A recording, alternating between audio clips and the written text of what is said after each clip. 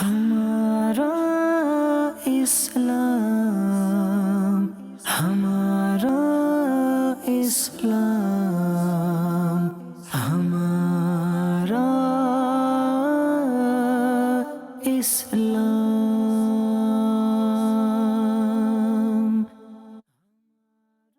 الحمدللہ رب العالمین والصلاة والسلام علی سید المرسلین، اما بعد فاعوذ باللہ من الشیطان الرجیم، بسم اللہ الرحمن الرحیم۔ الصلاة والسلام علیکہ یا رسول اللہ وعلی آلک واصحابک یا حبیب اللہ۔ الصلاة والسلام علیکہ یا نبی اللہ وعلی آلک واصحابک یا نور اللہ۔ منشن کے ناظرین، سلسلہ پروگرام ہمارا اسلام لے کر ایک بار پھر آپ کی خدمت میں حاضر ہیں۔ اللہ کریم رب العزت جل وعلا ہم سب کو اسلام کی خوبصورت تعلیمات سن کر سمجھ کر اس پر عمل کرنے کی توفیق عطا فرمائے۔ پیارے نبی صلی اللہ علیہ وآلہ وسلم کا فرمان معظم علی شان ہے، جو شخص میری ذات پر ایک دن میں 1000 مرتبہ درود پاک پڑھے، ارشاد فرمایا لا یموت حتی لا یرا مقامہ فی الجنہ، وہ شخص اس وقت تک مرے گا نہیں جب تک وہ جنت میں اپنا مقام نہ دیکھ لے۔ اپنے پیارے نبی صلی اللہ علیہ وآلہ وسلم کو کثرت سے درود پڑھتے ہوئے، ان کا ذکر خیر کرتے ہوئے، ان کی نعتیں پڑھتے ہوئے اور ان کی باتیں کرتے ہوئے اپنے وقت کو گزاریں گے تو انشاءاللہ العزیز اس کی برکتیں دنیا کے اندر بھی دیکھیں گے اور آخرت میں بھی اس کا فیضان وہ پائیں گے۔ صلو علی الحبیب صلی اللہ تعالی علی محمد صلی اللہ علیہ وآلہ وسلم، صلاۃ و سلام علیکہ یا سیدی یا رسول اللہ وعلی آلک واصحابک یا سیدی یا حبیب اللہ۔ مدنی کے ناظرین، اسلام یہ ہمارا خوبصورت دین ہے اور رب عز و جل خالق مالک اور وہ معبود ہے، وہ الہ ہے، اور نبی صلی اللہ علیہ وآلہ وسلم ہمارے پیارے نبی، اللہ کے پیارے رسول، خاتم النبیین اور سارے نبیوں سے افضل مرتبے والے اور شانوں والے پیارے نبی ہیں۔ یہ 3 چیزیں میں نے ذکر کی، اس رب عز و جل، پیارے نبی صلی اللہ علیہ وسلم اور اسلام۔ ہماری ایز اے مسلم یہ ذمہ داریوں میں سے ہے کہ انسان ہر وقت اپنے رب سے راضی رہے، نبی پاک صلی اللہ علیہ وآلہ وسلم کے رسول ہونے پر وہ راضی رہے اور اسلام کے دین ہونے پر وہ راضی رہے۔ جو شخص یہ تینوں چیزیں حاصل کر لیتا ہے، یعنی رب سے راضی رہتا ہے، رسول سے راضی رہتا ہے اور اسلام سے راضی رہتا ہے، اسلام کو پسند کرتا ہے، راضی بھی رہتا ہے، ارشاد فرمایا گیا حدیثوں میں اللہ اسے ایمان کا ذائقہ نصیب کرے گا، ایمان کا ذائقہ اسے مل جائے گا جو شخص یہ 3 چیزوں پر عمل کر لے۔ آئیے اس حدیث پاک کی طرف بڑھتے ہیں۔ رسول مکرم صلی اللہ علیہ وآلہ وسلم نے ارشاد فرمایا ذاق طعم الایمان من رضی باللہ ربا وبالاسلام دینا وبمحمد رسولا۔ ارشاد فرمایا وہ ایمان کا ذائقہ چکھ لیتا ہے، کون؟ فرمایا جو اللہ کے رب ہونے پر راضی رہا اور اسلام کے دین ہونے پر وہ راضی رہا اور محمد صلی اللہ علیہ وآلہ وسلم کے رسول ہونے پر وہ راضی رہا۔ ارشاد فرمایا ایسے آدمی کو ایمان کا ذائقہ نصیب ہو جاتا ہے۔ رب کے راضی رہنے پر، یعنی ہم اللہ سے راضی رہیں، کس طرح، کس انداز سے؟ یہ اس کی مختلف صورتیں ہیں۔ انسان آسانیوں میں ہوتا ہے تو وہ بڑا کہتا ہے میں رب کا بڑا کرم ہے، رب سے راضی رہتا ہے، رب کے بارے میں دل کے اندر کوئی ایسے گمان پیدا نہیں کرتا۔ اب یہی انسان اگر مشکل میں آ جائے، یہی مسلمان کسی پریشانی سے دوچار ہو جائے، تو اب بھی اس کی دلی کیفیت وہ رضا والی ہے یا کون سی ہے، یہ اس کو دیکھنا ہے۔ تو یہ رضا بالقضاء یعنی اپنے تقدیری سارے معاملات پر اللہ سے ایسے راضی رہتا ہے، اس کو دکھ ہو یا سکھ ہو، یہ تندرست ہو یا بیمار ہو، یہ کاروبار کر رہا ہو یا بے روزگار ہو، یہ پریشانیوں میں آئے یا یہ آسانیوں کی زندگی گزار رہا ہو، یہ اپنی ان دونوں طرح کی زندگی کے معاملات کو دیکھتا ہوا اگر اس کے قلب کے اندر، دل کے اندر وہ پریشانی، مصیبت، بے روزگاری اور بیماری کے وقت پھر بھی اپنے رب سے راضی رہنے والی کیفیت یہ پیدا کرتا ہے اور کرنی بھی چاہیے، تو فرمایا یہ وہ شخص ہے جو واقعی اللہ رب العالمین سے راضی ہے۔ ہم اللہ سے راضی ہوں تو یہ تو ہمیں حکم ہے، کوشش انسان کو یہ کرنی ہے کہ رب اس سے راضی ہو جائے۔ اور حضرات صحابہ اکرام علیہ مردوان کی وہ شان ہے کہ قرآن میں اللہ نے ان کے لیے فرمایا اللہ ان سے راضی ہوا اور وہ اللہ سے راضی ہوئے، اللہ ان سے راضی ہوا۔ تو اصل تو مسلمان کا مقام مرتبہ یہ ہے کہ وہ ایسے رب کی رضا والے کام کرے کہ وہ اللہ کو راضی کر لے، لیکن ساتھ ساتھ یہ کہ وہ اپنے قلبی طور پر دل کے اندر ان تمام چیزوں سے کہ معاشرے کے اندر جو بھی اس کے ساتھ اونچ نیچ کے معاملات ہوتے ہیں وہ رب سے راضی رہے۔ اچھا، دوسری بات ارشاد فرمائی گئی کہ وہ اسلام کے دین ہونے پر وہ راضی رہے، یعنی اسلام میں جو کچھ بیان کیا گیا، جو احکامات ہیں وہ بیان کیے گئے، اس کو عید مسلم وہ ان تمام چیزوں پر راضی رہے۔ اسلام کے احکامات ہیں،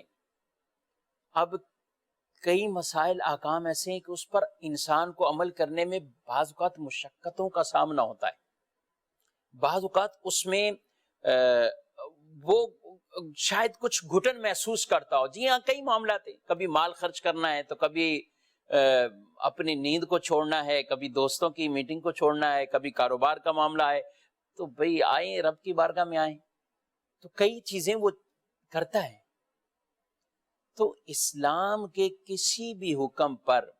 دل کے اندر کوئی ایسی ناگواری والے معاملات، بوجھ والے معاملات یہ پیدا نہ کرے، یہ آدمی کہیں گے کہ یہ اسلام سے راضی ہے۔ قرآن میں اللہ نے فرمایا یا ایھا الذین آمنوا ادخلوا فی السلم کافہ، اے ایمان والو اسلام میں پورے پورے داخل ہو جائیں۔ اپنی آسانی اور سہولت کے مطابق تو سب عمل کرتے ہیں، لیکن جس کے اندر مشقت بھی ہو آدمی عمل کرے، اس لیے کہ میرے رب نے فرمایا ہے، تو انشاءاللہ العزیز یہ اس کا فیضان پائے گا، یہ رب کی رحمتیں پائے گا، اور اس کو ایمان کا ذائقہ اور ایمان کی روح اسے نصیب ہو جائے گی۔ تیسرا فرمایا اور وہ محمد صلی اللہ علیہ وآلہ وسلم کے رسول ہونے پر راضی رہے، نبی پاک صلی اللہ تعالی علیہ وآلہ وسلم کے وہ رسول ہونے پر وہ راضی رہے۔ حضور سے کیسے وہ اپنی رضا کا یہ اظہار کریں، کس انداز سے؟ آپ کے جو فرامین ہیں ان کو سنے، خوش ہو قلبی طور پر، ان کی اطاعت کرے، ان کی اتباع کرے، ان کی اداؤں کو پسند کرے اور اس پر عمل کرے، ان کے بارے میں، ان کی سیرت، ان کے کردار، ان کے افعال، ان کے بارے میں وہ سیکھے، سمجھے اور پھر وہ اس پر عمل کرے، اور جو رب عز و جل نے ان کو شان عطا فرمائی ہے اس پر یہ اپنا ایمان رکھے، تو یہ رسول پر یہ راضی رہے گا۔ اور مین سب سے کہ جو کچھ وہ لے کر آئے اس کو دل و جان سے یہ آدمی، یہ مسلمان یہ پسند کرنے والا ہو۔ اور یہ جو حدیث میں کلمات ہیں، ایک اور حدیث پاک ہے جس میں اس کی فضیلت کو بیان فرمایا گیا ہے کہ جو شخص اس طرح کے کلمات کو دہراتا ہے، پڑھتا ہے، یعنی وہ گویا کہ اس کا ورد بنا لیتا ہے۔ یہ بھی آج ایک آپ کو شاید نئی تسبیح، نیا ذکر کا ایک انداز پتہ چلے کہ ہمیں ساتھ ساتھ یہ کلمات بھی کہنے چاہیے، پڑھنے چاہیے۔ نبی پاک علیہ الصلوۃ والسلام نے ارشاد فرمایا، من قالا، جو آدمی یہ کہے، رضیت باللہ ربا، میں اللہ کے رب ہونے پر راضی ہوا، وبالاسلام دینا، اور اسلام کے دین ہونے پر میں راضی ہوا، وبمحمد رسولا، اور محمد صلی اللہ علیہ وسلم کے رسول ہونے پر میں راضی ہوا، ارشاد فرمایا وجبت لہ الجنہ، اس آدمی کے لیے جنت کو واجب کر دیا جاتا ہے، جنت واجب ہو جاتی ہے اس آدمی کے لیے۔ اور مسند احمد کی حدیث میں کچھ اور کلمات ہیں، ارشاد فرمایا گیا کہ جو آدمی اس طرح کے کلمات، یعنی یہ کلمات کہتا ہے تو اللہ عز و جل کے ذمہ کرم پر ہے۔ کیا چیز؟ کہ بروز محشر جب یہ آدمی آئے گا تو رب اس سے کیا فرمائے گا کہ تو یہ کہتا تھا میں اللہ سے راضی ہوا، میں رسول سے راضی، میں دین سے راضی۔ قیامت کے دن رب کے ذمہ کرم پر ہے کہ رب اس آدمی کو فرمائے گا میں تجھ سے راضی، میں تجھ سے راضی ہوا۔ تو یہ ہے ایک مسلمان کا اپنے رب سے تعلق، اپنے رب سے محبت، اپنے رب عز و جل کے احکامات سے محبت۔ جب آدمی اس اسٹیج پر آتا ہے تو اسے قلبی طور پر ایمان کی حلاوت، ایمان کی روحانیت، ایمان کی روح، یہ اس آدمی کو نصیب ہو جاتی ہے۔ اور کہا، یہی جو روایتوں میں فرمایا، اسے ایمان کا ذائقہ نصیب ہو جائے گا۔ اور ایمان کے ذائقے سے مراد یہ فرمایا گیا، آدمی کام کرے گا اس سے اس کے اندر اطمینان، سکون، روحانیت والی زندگی اسے مل جائے گی۔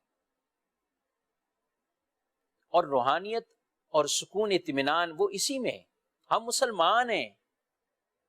پریشانیاں آتی ہیں، پچھلوں پر بھی بہت سی آئی ہیں۔ حضرات صحابہ کرام علیہ رضوان کی زندگی کو دیکھیں تو وہاں بھی بہت سی پریشانیاں ہیں، آئیں، دنیاوی طور پر کئی مشکلات کے شکار ہوئے ہیں، پریشانیاں آئی ہیں، لیکن رضا بالقضاء، وہ یہ منصب پر فائز تھے، اللہ نے انہیں یہ عطا فرمایا تھا، اللہ سے راضی رہنا، جو ہمارے مقدر میں ہے سو ہے۔ اس لیے نبی پاک صلی اللہ علیہ وآلہ وسلم نے حضرت عبداللہ بن عباس رضی اللہ عنہما سے فرمایا کہ اگر ساری امت مل کر تمہیں کچھ نفع پہنچانا چاہیں تو وہ نفع نہیں پہنچا سکتے مگر وہ جتنا اللہ نے تیرے مقدر میں فرمایا، اور اگر ساری امت مل کر تمہیں نقصان پہنچانا چاہیں وہ نہیں پہنچا سکتے مگر وہ جتنا تمہارے مقدر میں۔ تو جب اپنا مائنڈ یہ بنا لیں گے نا تو ہم ذہنی سکون میں آ جائیں گے، اطمینان میں آ جائیں گے۔ اگر حفاظتی انتظامات کر لینے سے ہی سکون ہوتا تو ساری دنیا سکون میں آ جاتی۔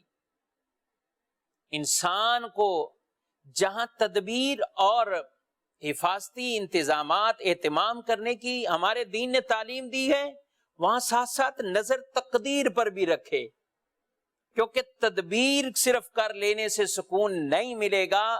حفاظتی تدبیر کرنی چاہیے، اہتمام کرنے چاہیے، لیکن نظر اپنی تقدیر کی طرف رکھے تو سکون میں آ جائے گا، زندگی سکون میسر، چاہے اس کی نوکری کا معاملہ، کاروبار کا ہو، دیگر معاملات ہو۔ جب ظاہری طور پر جو اس کو کرنا ہے وہ اس نے کر لیا کوشش، اب نظر تقدیر کی طرف ہو تو انسان تدبیر بھی اختیار کرے اور تقدیر کی طرف اپنی ہمیشہ نظر رکھے، اور رب پر راضی رہے کہ میرے رب نے جو کچھ میرے لیے مقدر فرمایا، جو کچھ میرے لیے مقدر فرمایا میں اس پر راضی ہوا، میں اس پر راضی ہوا۔ تو یہ پھر اسے اللہ کی بارگاہ میں بھی بہت منصب اور مقام اس کو حاصل ہوگا۔ ہمارا دین تو اتنا خوبصورت ہے، رسول مکرم صلی اللہ علیہ وآلہ وسلم نے ایک مرتبہ چراغ بجھنے پر انا للہ و انا الیہ راجعون کے کلمات کہے، تو صحابہ گزار ہوئے یا رسول اللہ صلی اللہ علیہ وسلم یہ بھی کوئی پریشانی اور اس طرح کا، یعنی اس پر بھی یہ پڑھنا ہے؟ فرمایا ہاں، یعنی چھوٹی سی چھوٹی بھی کوئی پریشانی ہے آپ یہ پڑھیے، انا للہ و انا الیہ راجعون، یعنی ہم اور ہم سب کچھ جو ہمارے پاس ہے وہ سب اللہ کا ہی ہے اور ہم نے اسی کی طرف چلے جانا۔ رب کی جو منشا ہے، جو مشیت ہے، رب نے جتنی دیر چاہا وہ چیز ہمارے پاس رہی، جب چاہا رب نے لے لی۔ تو یوں آدمی جب رضا بالقضاء والے معاملے پر آ جاتا ہے اور راضی رہتا ہے اپنے قضاء کے معاملات میں، پھر اس بندے کا مقام مرتبہ اللہ کے نزدیک بھی بلند ہو جاتا ہے۔ ہم انبیاء کرام علیہ السلام کی اگر آزمائش والے معاملات کو پڑھیں کہ کس کس قدر آزمائش سے وہ گزرے، حضرت یوسف علیہ السلام کی زندگی کو پڑھیں یا حضرت ایوب علیہ السلام، حضرت یعقوب علیہ السلام کی زندگی کو پڑھیں یا حضرت ابراہیم خلیل اللہ علیہ السلام، یہ دیکھیں حضرت موسیٰ علیہ السلام کے حوالے سے قرآن میں بکثرت واقعات بیان ہوئے ہیں، وہ پڑھیے، یا حضرت عیسیٰ کے بارے میں پڑھیے، اور خود ہمارے پیارے نبی صلی اللہ علیہ وآلہ وسلم جو خود یہ فرمائیں کہ جتنا میں ستایا گیا اتنا کسی اور کو نہیں ستایا، اتنا کسی اور کو نہیں ستایا۔ لیکن صابر رہنا اور اللہ سے راضی رہنا ہر معاملے، یہ ہمارے دین نے ہمیں سکھایا ہے۔ تو مدرسہ کے ناظرین آج سے یہ نیت کر لیں، یہ کلمات اگر یاد ہیں سو یاد کر لیں، اچھی بات ہے، اگر یاد نہیں ہے تو اردو میں ہی آپ یہ کہتے رہیں اور اس کو تسبیح بنا لیں اپنی۔ کس انداز سے؟ بس کہتے رہیں کہ میں اللہ کے رب ہونے پر میں راضی ہوا، میں محمد صلی اللہ علیہ وسلم کے رسول ہونے پر میں راضی ہوا، اور اسلام میرا یہ دین ہے، میں اس کے دین ہونے پر میں راضی ہوا۔ عربی کے کلمات یاد ہیں، رضیت باللہ ربا وبالاسلام دینا وبمحمد رسولا، یہ کلمات پڑھتے تو انشاءاللہ العزیز یہ اس کو دنیا کے اندر بھی کامیابیاں دیں گے اور آخرت میں بھی اسے کامیابیاں ملیں گی۔ میں آپ کو ایک روایت سناتا ہوں، کیونکہ بس اوقات آدمی فضیلت کے پیش نظر کئی چیزیں ہم اگر ان کو اپنا ورد بنا لینا تو اس کے فوائد بہت حاصل ہوں گے، اس سے فوائد بہت حاصل ہوں گے۔ ام المومنین حضرت سیدتنا ام سلمہ رضی اللہ تعالی عنہا یہ فرماتی ہیں کہ میں نے نبی پاک صلی اللہ علیہ وآلہ وسلم کو یہ فرماتے سنا کہ جو مسلمان کسی مصیبت میں مبتلا ہو جائے اور وہ اللہ کے حکم کے مطابق یہ پڑھے، کیا؟ انا للہ و انا الیہ راجعون، یہ پڑھے، اور پھر یہ دعا پڑھے۔ کیا دعا ہے؟ اللہم اجرنی فی مصیبتی وَأَخْلِفْ لِي خَيْرًا مِّنْهَا، اللہم اجرنی فی مصیبتی وَأَخْلِفْ لِي خَيْرًا مِّنْهَا، یہ دعا پڑھے۔ فرمایا یعنی یہ دعا کا ترجمہ ہے، اے اللہ میری اس مصیبت میں مجھے اجر عطا فرما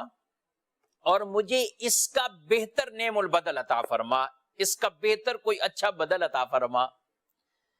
آپ کہتی ہیں کہ حضرت ابو سلمہ یعنی ان کے شوہر رضی اللہ عنہ فوت ہو گئے۔ میں نے سوچا کہ ابو سلمہ سے بڑھ کر مسلمانوں کے اندر اب کون ہیں یعنی ایک طرف یہ دعا ہے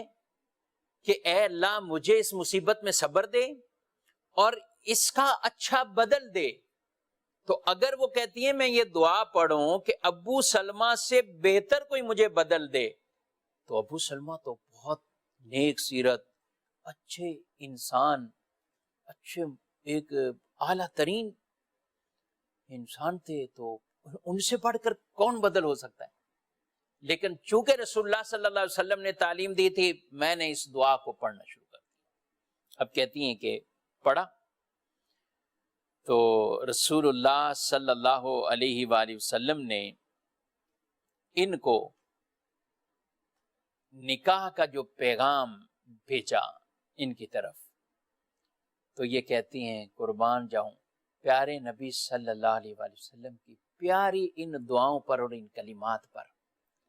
کہ میں نے سوچا کہ ابو سلمہ سے اب بہتر بدل مجھے کیا ملے گا، اور یہاں خود رسول اللہ صلی اللہ علیہ وسلم کی زوجیت انہیں نصیب ہو گئی. تو یقیناً آپ صلی اللہ علیہ وآلہ وسلم وہ ابو سلمہ سے بہتر تمام انبیاء سے فضیلتوں والے اور شانوں والے ہیں. تو یعنی وہ دعا کے کلمات، اے اللہ اس مصیبت میں صبر دے، مجھے اچھا بدل دے.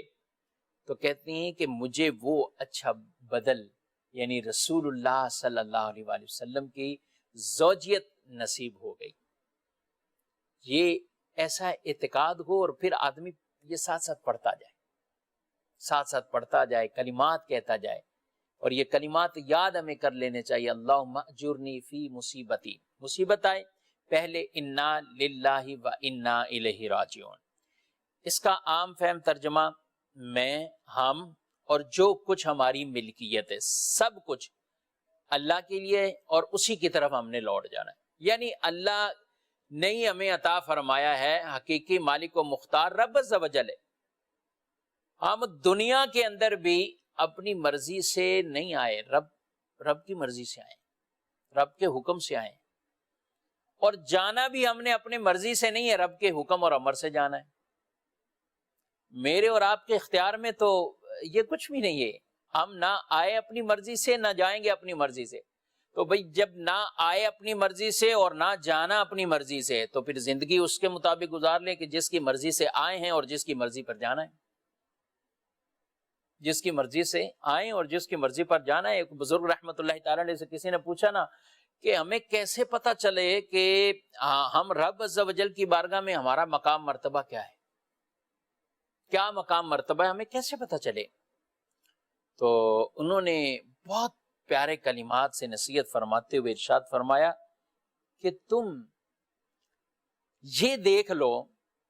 کہ رب عز و جل کے حوالے سے، رب کے بارے میں تمہارے دل کے اندر کیا مقام مرتبہ ہے. بات سنتے تھوڑا سا آپ کو لگے گا کہ یہ کیا بات، لیکن بزرگوں کے انداز ایسے تھے کہ پھر اس طرح سمجھاتے تھے کہ نقش بھی ہو جاتی بات. کہا پہلے تم اپنے آپ کو دیکھ لو، تمہارے نزدیک رب عز و جل کے بارے میں وہ کیا کیفیات ہیں. قلبی طور پر سوچو ذرا اپنے دل سے، میں بھی غور کروں، آپ بھی غور کریں. تو تھوڑا سا اس کو اور وضاحت سے بیان کر دیا. وہ کیسے؟ کہا اگر دل کے اعتبار سے تمہارے دل میں اپنی خواہشات وہ پیچھے رہ جائیں اور رب کے فرامین، رب کے ارشادات وہ مقدم رہیں، وہ آگے رہیں، تو اس کا مرتبہ تم نے رب عز و جل کی ویسے ہی عزت، احترام، ادب بجا لایا جس طرح لانے کا حق تھا. رب عز و جل نے فرمایا مال کی زکوٰۃ دو، تو ٹھیک ہے، بندے نے کہا ہاں بھی میرے اللہ کا حکم ہے، یہ مال اسی کا دیا ہوا تھا، نکال دیا اللہ کی راہ میں. رب نے فرمایا اس ٹائم یہ نماز پڑھو، تو بندہ عذر نہ کرے اور یہ کہے کہ ہاں بھائی میرے رب کا حکم ہے.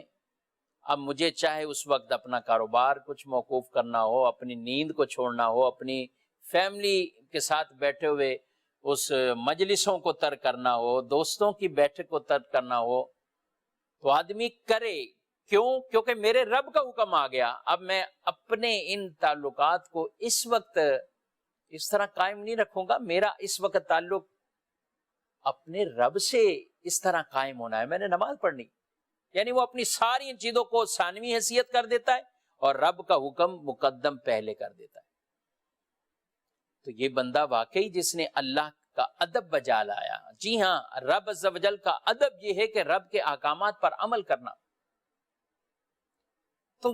وہ بزرگ رحمت اللہ تعالی علیہ نے اس بندے سے کہا کہ یہ جب تمہاری یہ کیفیات ہو تو پھر تم سمجھو تمہارا بھی مقام مرتبہ رب کے نزدیک وہ بڑا شانوں والا ہے. اور اگر تمہاری قلبی کیفیت یہ نہیں ہوتی، یعنی تمہارا انداز یہ نہیں ہوتا، تم رب عز و جل کے حکم کے سامنے اپنی خواہشات کو رکھ دیتے ہو، رب کے حکم کو مقدم نہیں رکھتے بلکہ گویا کے پیچھے کر دیتے ہو، سامنے اپنی خواہشات بہانے طرح طرح کی چیزیں لے آتے ہو، تو جیسا تیرا رب کے ساتھ تعلق ہے تو رب کے نزدیک بھی تیرا یہی مقام مرتبہ ہے. یہ میرے اور آپ کے سمجھنے کے لیے مدنی چینل کے ناظرین بہت بڑی بات ہے. یہ بہت بڑی بات ہے اگر ہم اس چیز کو سمجھیں کہ رب عز و جل کے احکامات کے آگے ہم اپنی اگر خواہشات کو لے کر آ جاتے ہیں، ڈھال بناتے ہیں، تو رب عز و جل ہم سے راضی نہیں ہوگا، وہ ناراض ہی ہوگا، وہ ہم سے ناراض ہی ہوگا. آج لوگ ہیں وہ لاکھوں روپے جب زکوٰۃ بن جائے، کسی کی کروڑوں میں زکوٰۃ بن جائے تو وہ اپنے کیپٹل کو نہیں دیکھیں گے بلکہ ان لاکھوں اور کروڑوں کے اماؤنٹ کو دیکھتے ہوئے وہ پریشان ہو جاتے ہیں، ہم کیسے زکوٰۃ دیں، ہم کیسے زکوٰۃ دیں. اچھا، یہی نماز کا معاملہ ہو، یہی دیگر نیکیوں والے معاملات ہوں، تو انسان جب اس طرح کے معاملات میں آتا ہے تو پھر اسے رب عز و جل کے احکامات کو آگے مقدم رکھنا ہوگا اور اپنی خواہشات اور یہ سب چیزیں ان کو ثانوی حیثیت سے رب نے جو فرمایا اس پر عمل کریں. یہ ہے ہمارے دین کی خوبصورت تعلیمات. چند باتیں مدنی چینل کے ناظرین عرض کی ہیں. موقع محل کے مطابق ظاہر پریشانیاں ہیں، ہر طرف پریشانیوں میں ہیں، اور اللہ نے چاہا تو انشاءاللہ ضرور ان حالات سے باہر آئیں گے. انشاءاللہ رب کی رحمت شامل حال ہوگی. ماضی میں بھی اس طرح کے جو واقعات ہوئے تو بزرگوں کے یہ انداز ہوتے تھے کہ توبہ کی طرف راغب ہو جائے، رب عز و جل کی طرف وہ رجوع لاتے، توبہ کرتے، ندامت اختیار کرتے. ہم ایسے مواقع پر بھی انجوائے کر رہے ہوتے ہیں یا سوشل میڈیا پہ اپنا وقت برباد بیجا صرف کر رہے ہوتے، بیجا صرف کر رہے ہوتے. تو جب اس طرح کا معاملہ ہو، ماضی کے اندر طاعون کا مرض بڑا پھیلتا تھا، اور طاعون کا مرض بھی اس طرح کی کیفیت والا جس سے کئی بستیوں کو بڑے بڑے نقصان پہنچے، بڑے بڑے اموات کا سلسلہ بھی ہوا. لیکن ان کی سیرت میں ہم نے پڑھا کہ اس وقت جو بزرگ ہوتے تھے وہ اپنے ان لوگوں کو تعلیم دیتے تھے کہ اب وہ وقت آ گیا رب کے حضور گڑ گڑائے، رب کے حضور معافی مانگے، توبہ کریں. تو یہ ہمارے لیے ایک عبرت ہوتی ہے جسے ہمیں واقعی کما کو ندامت، توبہ، استغفار اور اپنے معاملات پر غور کرتے ہوئے اگر برائیاں، بدکاریاں یا بے عملیاں ہیں تو اس کو ختم کرنے ہوں. انشاءاللہ اللہ ضرور وہ اچھے دن بھی دکھائے گا، اور رب عز و جل کے خزانوں میں، رب کی قدرت میں یہ سب کچھ ہے. رب تعالیٰ قادر مطلق ہے. اللہ سے دعا ہے کہ رب عز و جل رمضان شریف سے پہلے آنے سے پہلے ہمارے لیے یہ ساری راہیں کھول دے اور ہمیں یہ کشادگیاں عطا فرما دے، رحمتیں عطا فرما دے، اور اس آفت کو، کرونا وائرس کو ہم سب سے دور فرما دے. اللہ کریم یہ دعاؤں کو قبول فرمائے. آپ کی کالز بھی ہمارے ساتھ اس سلسلے میں شامل ہوتی ہیں، تو بڑھتے ہیں آپ کے سوالات کی طرف اور اپنا سیگمنٹ شروع کرتے ہیں سوال جواب انشاءاللہ العزیز. اس کے بعد پھر وقت کچھ ہوا تو انشاءاللہ چند باتیں عرض کروں گا. جی پہلی کال سنیں. جی میرا سوال یہ ہے کہ جب ہم نماز پڑھتے ہیں ظہر کی 4 رکعت نماز پڑھتے ہیں نا ظہر کی، تو سر جب پہلے نماز ہم شروع کرتے ہیں سبحانک اللہ سے، تو سر 2 رکعتیں پڑھ لی، 2 رکعتیں بعد میں پڑھنی ہے 4 رکعتیں جو رہتی ہیں اس الحمدللہ سے شروع کرنی ہے نا سر، جو تیسری رکعت ہے ایک تو الحمدللہ سے شروع کرنی ہے، اور سر ساتھ میں سورت ملانی ہے تیسری رکعت میں اور چوتھی میں۔ فرائض کی جب آپ 4 رکعتیں پڑھ رہے ہوتے ہیں، ظہر کی نماز یا عصر کی نماز یا عشاء کی نماز، ان کے جو 4 فرائض پڑھ رہے ہوتے ہیں، 2 رکعت کے بعد جب اتحیات کے بعد کھڑے ہوتے ہیں تو پھر بسم اللہ الرحمن الرحیم پڑھتے ہوئے اب سورہ فاتحہ کو پڑھنا ہے، یعنی فرضوں کی ان تیسری اس رکعت میں وہ اب ثنا نہیں پڑھیں گے، سبحانک اللہم و بحمدک یہ نہیں پڑھیں گے، بلکہ اب آپ بسم اللہ پڑھیں، سورہ فاتحہ پڑھیں، اور اگر آپ اکیلے ہی نماز پڑھ رہے ہیں تو اب یہ اس منفرد یعنی اکیلے تنہا نماز پڑھنے والے کے لیے حکم یہ ہے، مستحب حکم ہے، بہتر حکم ہے کہ وہ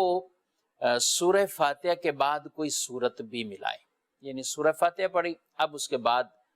سورہ کافرون پڑھتا ہے، سورہ اخلاص پڑھتا ہے، کوئی سورت ملائے اور ان چیزوں میں ترتیب کا بھی خیال رکھے۔ تو نوافل جب ہم پڑھ رہے ہوتے ہیں یا سنتیں اور سنتیں غیر مؤکدہ جب پڑھ رہے ہو تو اس وقت جب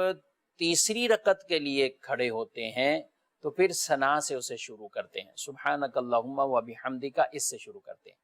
لیکن سنت مؤکدہ جب پڑھ رہے ہیں تو ان کو بھی فرائض کی طرح یعنی شروع میں ثنا نہیں پڑھیں گے تیسری رکعت میں، اور بسم اللہ اور سورہ فاتحہ پڑھیں گے۔ اور فرائض میں بہرحال یہ ہے کہ اگر سورہ فاتحہ کے بعد کسی نے سورت نہ ملائی تو بھی کوئی حرج والی بات نہیں ہے، کیونکہ تیسری اور چوتھی رکعت میں سورت کا کوئی ملانا یہ واجب نہیں ہے۔ فرضوں کی پہلی اور دوسری رکعت میں یہ سورہ فاتحہ کے بعد سورت ملانا بھی واجب ہوتا ہے، لیکن تیسری اور چوتھی میں نہیں، اور امام کے لیے یہ مکروہ عمل ہے کہ وہ تیسری اور چوتھی فرضوں کی رکعت میں کوئی سورت فاتحہ کے بعد ملائے، اسے چاہیے کہ سورہ فاتحہ پر ہی وہ اکتفا کرتا ہوا رکوع کے اندر چلا جائے، یہ امام کے لیے حکم ہے۔ اور اگر مقتدیوں پر اس کا سورت ملانے والا عمل گراں گزرتا ہے تو پھر اس کا حکم اور شدت والا ہو جاتا ہے۔ لیکن جب آدمی اکیلا نماز پڑھ رہا ہو تو اب وہ فرضوں کی چاہے ساری رکعتوں کے اندر سورت ملاتا ہے، کوئی حرج نہیں، بلکہ مستحب ہے کہ آخری 2 رکعتوں میں بھی وہ سورت ملائے، یہ ایک اچھا عمل ہے۔ جی دوسری کال۔ میرا سوال یہ ہے کہ زکوٰۃ کے بارے میں، رہائش والا مکان اور رینٹ والا مکان ان دونوں پہ زکوٰۃ لازم ہے یا کہ رینٹ والے مکان پہ زکوٰۃ لازم ہے، اور کتنی لاگت کتنا اس کی آمدن وغیرہ حساب ہو تو زکوٰۃ دینی پڑتی ہے؟ رہائش کا مکان یا رینٹ والا مکان، یاد رکھیں ان دونوں پر زکوٰۃ لازم نہیں، زکوٰۃ اس مکان اور اس پلاٹ پر ہوتی ہے جو مال تجارت ہو، یعنی جس کو خریدتے وقت آپ نے بیچنے کی نیت کی ہو، اور جس کے حوالے سے نیت یا عمل یہ ہے کہ وہ کرائے پہ، جیسے آپ پوچھ رہے ہیں، تو جو انسان اپنے استعمال میں مکان ہے، ضروریات کے اندر جو ایک مکان ہے وہ اس پر بھی کوئی زکوٰۃ نہیں، اور جو دوسرا اس کے پاس مکان ہے یا دکان ہے لیکن اس نے اسے کرائے پر دیا ہوا ہے اور اس کے کرائے کے ذریعے وہ آمدنی کی صورت ہوتی ہے، تو اس مکان یا دکان کی مالیت پر زکوٰۃ نہیں، اس کی جو آمدنی آ رہی ہے یعنی اس کا جو کرایہ آ رہا ہے، اب وہ کرایہ دیکھا جائے گا اس کے پاس جمع ہو رہا ہے یا خرچ ہوتا جا رہا ہے۔ المختصر یہ ہے کہ اگر کرایہ آ رہا ہے، وہ کرایہ خود اس کے پاس جمع ہو رہا ہے اکیلے اور اتنا بن جاتا ہے جو نصاب کو پورا ہو جائے، یا دیگر اس کے مال کے ساتھ مل کر اتنا بن جائے کہ وہ نصاب کو پورا ہو، تو پھر اس پر سال بسال یعنی جب اس کا زکوٰۃ کا جو سال ٹائم پیریڈ ہوتا ہے اس وقت اس کو اس کی زکوٰۃ نکالنی ہوگی، اس کرائے کی اماؤنٹ کو جو اس وقت اس کے پاس موجود ہو۔ یہ مسئلہ امید ہے آپ کو اچھی طرح ذہن نشین ہو گیا ہوگا۔ تو یہ ہر اس کرائے کی چیز کا حکم ہے جس کو ہم کرائے پر دیتے ہیں، چاہے وہ گاڑیاں ہیں، چاہے وہ کچھ اور ایسی چیزیں ہیں کہ جن کو رینٹ پہ لوگ چڑھاتے ہیں، کرائے پر دیتے ہیں اور ان سے کرایہ وصول کرتے ہیں۔ کرایہ اگر آ رہا ہے، آپ کے پاس بھی خرچ ہو رہا ہے، تو نہ اس چیز پر زکوٰۃ اور نہ اس کے کرائے پر زکوٰۃ۔ لیکن کرایہ آ رہا ہے، جمع ہو رہا ہے، یا جب آپ کا زکوٰۃ کا سال ٹائم پیریڈ پورا ہو رہا ہے، اس وقت جو کچھ آپ کے پاس وہ جمع ہے اور جو آپ کی حاجت اصلیہ سے زائد ہے، تو اس تمام مال پر زکوٰۃ ہوتی ہے۔ اور وہ کتنا مال ہونا چاہیے؟ 52.5 تولے چاندی کی رقم کے برابر وہ مال ہو۔ تو اس کا مارکیٹ سے وہ ریٹ معلوم کر لینا چاہیے اور اس کے مطابق اپنی زکوٰۃ کے ان معاملات کو دیکھنا چاہیے۔ ہاں، مکان یا پلاٹ یا دکانیں جو اس نیت سے خریدیں کہ ان کو بیچنا ہے، بیچنے کی نیت سے خریدیں، تو یہ ایک تجارتی مال ہے اور تجارتی مال کے اوپر زکوٰۃ لازم ہوتی ہے۔ لہذا اس پلاٹ اور اس دکان کی جو کرنٹ ویلیو ہوگی جس وقت اس کا سال پورا ہو رہا ہے، تو اس کے مطابق، اس کی ویلیو کے مطابق اس پر زکوٰۃ اس کی نکالنا ہوگی۔ تو یہ ایک تفصیلی احکامات ہیں اور مختلف لوگوں کی کنڈیشنیں ہوتی ہیں۔ بعض اوقات مال بھی ہوتا ہے، ساتھ کچھ قرضہ بھی ہوتا ہے، بعض اوقات ان کے پاس کیش کی صورت میں نہیں ہوتا، صرف ایسے کچھ سامان، تجارت، یہ سب چیزیں، تو 100 طرح کے ان کو سوالات ذہن میں آتے ہیں کہ اب کیا کریں، اب کیا کریں۔ تو ہر ایک کی مختلف صورت ہو سکتی ہے۔ آپ اس کے لیے دارالتعلیم سنت میں آپ فون کریں، اور ان دنوں میں بھی فون آن ہے، اور اس نمبر پہ آپ کال کریں، اپنی جو آپ کی صورت ہوگی اس کے مطابق آپ مسئلہ معلوم کر سکتے ہیں۔ جو بھائی نے کال کر کے یہ مسئلہ پوچھا ہے، ان کے حوالے سے تو یہ رہنمائی دے دی گئی ہے، لیکن ہر ایک کی اگر اپنے اس میں مسائل ہوں تو ضرور آپ کال کر کے اپنے ان چیزوں کی رہنمائی حاصل کر سکتے ہیں۔ جی آگے بڑھتے ہیں۔ لوگ